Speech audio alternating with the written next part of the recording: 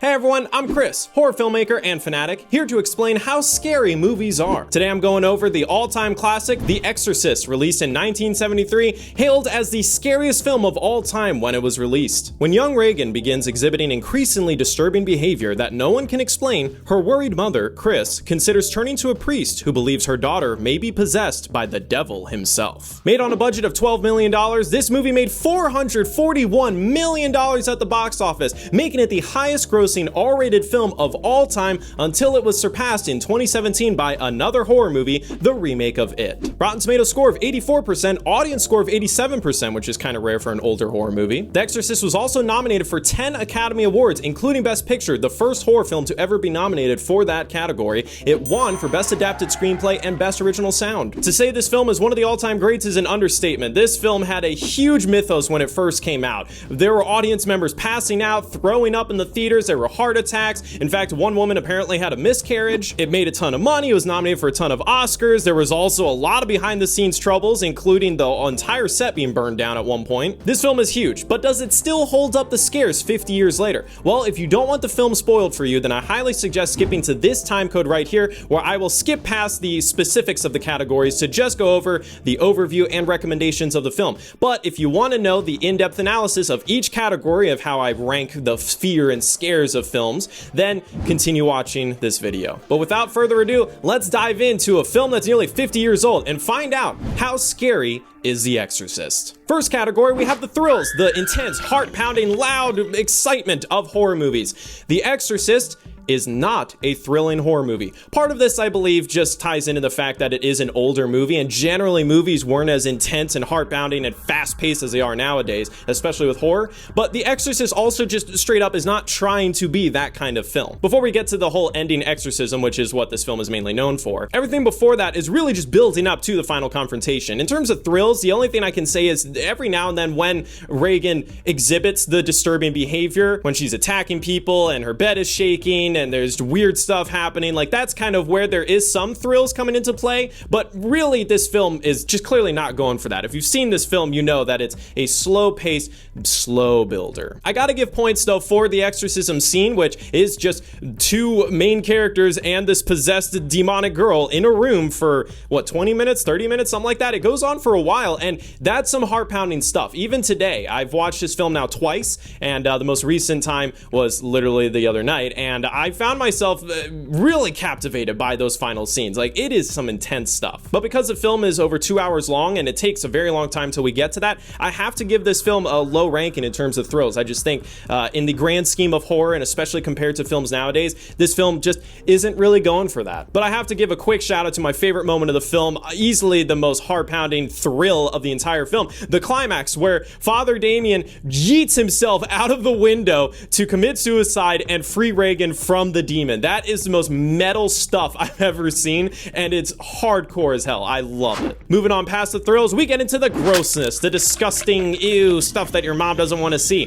This film's got some gross stuff in it. It actually does hold up a lot. I mean, obviously everyone knows about the green slime, the puking, but a lot of people don't talk about some of the other gross scenes. Regan just pissing on the floor. That was just weird and gross. What? The crucifix scene, which I will get into, but that scene was gross enough. And the entire surgery scene in the hospital, where I don't know the ins and outs of the actual surgery, but it is a real surgery that they did back then, where they would just kind of like poke holes into your throat and blood would spurt out, and they were doing all these weird, and the way they did in the film was really smart, where there's zero music, there's like no dialogue really. It is just very clinical watching these doctors do this surgery and this poor little girl being in pain and just seeing blood spurt out all, you know, on camera, just, you know, nice little medium wide just to show, like, all right, this is just how this surgery goes. And it is freaky and disgusting. I think that is one of the biggest scenes that really holds up to today. Most films never show stuff like that. And this also does end up tying into the shock value category, but just the entire part of Regan being demonically possessed and how she just grows more ugly and gross throughout the film and gets these weird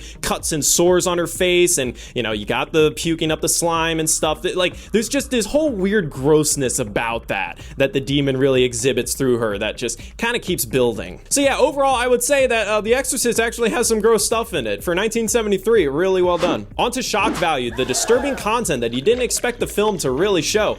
The Exorcist, I believe, is actually very shocking shocking still to this day. First of all, it is just insane that they were able to hire a 14-year-old actress to play this character. You legitimately forget that this is a little girl when she's possessed, when you have the demon's voice, which is an adult woman clearly, talking through her, and all of the stuff that's happening, you forget that that is a little girl. And when you really think about it, you realize how messed up the film actually is. In addition to all the weird behavior and just disturbing stuff that she ends up doing throughout the film as she's becoming more and more possessed, the crucifix scene is, to me, the most disturbing part of the entire movie, because she's jamming it and there's blood everywhere and she's saying, "Let Jesus you," which is really hardcore and messed up. And then her mom comes in and she grabs her mom's face and shoves it down there and gets blood all over. Like, that is some shocking stuff that you would not see in most movies today. What I really found just the most shocking was the underhanded sexual scary nature of the film,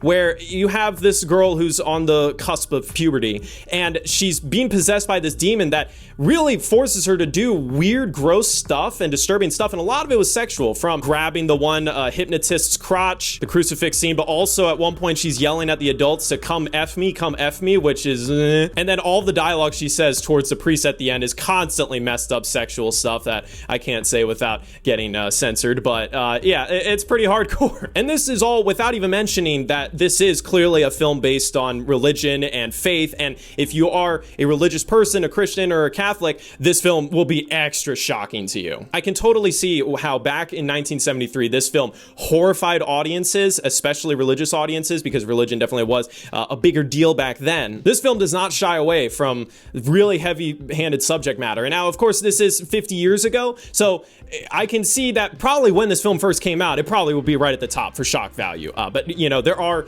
more messed up stuff nowadays, but I really got to give credit to The Exorcist. I think a lot of people sleep on this film and they see the thrills and they're like, this is boring, you know, whatever. But this film has a lot of stuff that, when you think about it, is really messed up. And then the final category, atmosphere, the tone and feel of the film. How creepy is it settling in? And The Exorcist, you guessed it, has a really solid atmosphere. I have to give some quick discount points that some of the atmosphere doesn't quite hold up to today's standards. I do think there are too many times where things are done in a more observant way. It's tough to explain, but basically where things are happening on screen that are messed up or scary, but the way that the film is shot and handled and edited, it's not really trying to make it extra scary. Now, modern horror movies push this to the nth degree, where every single scene has to be in your face, it got the music, it's all that. Films back in the 70s didn't really try to do that. They were more observant, just like, here are the facts, here are the things that are happening. And sometimes I think that works really well. The hospital scene in particular is a scene that the atmosphere is the fact that it has no atmosphere, in a way, if that makes sense. But I think there are a handful of scenes in the middle of the film that are kind of steering away from the creepy atmosphere that the demon brings. I do think, though, the room itself, the whole bedroom that Reagan is in, that room itself has atmosphere. Just, you can feel it. Even the very beginning of the film, when you're first in that room and it's normal, I was thinking to myself, wait, it's so creepy that this room ends up being like a place of terror, and I'm like not quite afraid of it yet, but I can just feel that something's off. I think the film actually has its best atmosphere in the opening Iraq sequence, the first 10 minutes, where there's barely any dialogue and it's just the old priest discovering the medallion and kind of feeling the presence of Pazuzu the demon, and it's this weird scene that I found really boring the first time I watched it. I was 14 when I first saw this film, but now I was really observing it, and just that whole sequence has this really creepy, like, lack of a better word, demonic or maybe evil presence looming over everything. And then also I really love the atmosphere actually of the mother character when she's just walking home after work in the beginning of the film, and it plays the opening theme and you see the fall leaves breezing around. It's interesting. It reminded me of Halloween, and Halloween came out 5 years later, so in a way I think Halloween must have been inspired by The Exorcist, because that just screamed Halloween vibes. So yeah, overall the atmosphere is definitely really good. I think it is slightly dated, but I do believe that this film holds up really well and just kind of keeps that tension growing throughout most of the film. Heading on over to the overview without spoilers, of course. As you can see, this film, if you're looking for thrills, that ain't it. A lot of people go into The Exorcist expecting modern horror movies. They're expecting the Exorcist scene to be most of the film, but they don't realize that the Exorcist scene is really only the ending of the film. There's a lot more to the film before that. And for thrills, there's just not much of it. So unfortunately, some people will find the movie boring because of that. I personally found the movie pretty boring the first time I saw it when I was 14 years old, but as a 24-year-old now, I definitely appreciated just the slow building tension, and that's where the atmosphere really comes into play, because this film has solid atmosphere. Yes, the film is a little bit dated because it is nearly 50 years old, but I think the atmosphere still holds up extremely well. And also, especially for older horror movies, a lot of them were made really cheap, so you can kind of tell that it's a cheap, low-budget movie. The Exorcist, not that at all. You can definitely tell that there was a lot riding behind this film. And for those of you who didn't want spoilers, surprise, surprise, there's some gross stuff and there's some shocking content in this film. When this film came out, it was considered the scariest film of all time, and I can totally understand, because if this was 1973 and somehow YouTube existed, I would be rating it the 10 out of 10 for the shock value. But even today, it's still really high. You'll be surprised if you watch this movie. There's some messed up stuff in here. So on to my recommendations. I would say horror buffs, of course, gotta watch this movie. If you're a horror buff and you haven't seen this movie, then can you even consider yourself a horror buff? But also, if you're a horror buff like me, who maybe watched The Exorcist when you were younger and you just thought, it's just kind of boring, I wasn't scared, watch the film again and go into it expecting, like, all right, I know that this film is gonna be slower, so let me just open my eyes to it and really just envelop myself in this atmosphere. Turn off the lights, be alone, have yourself a drink or something if you can, and just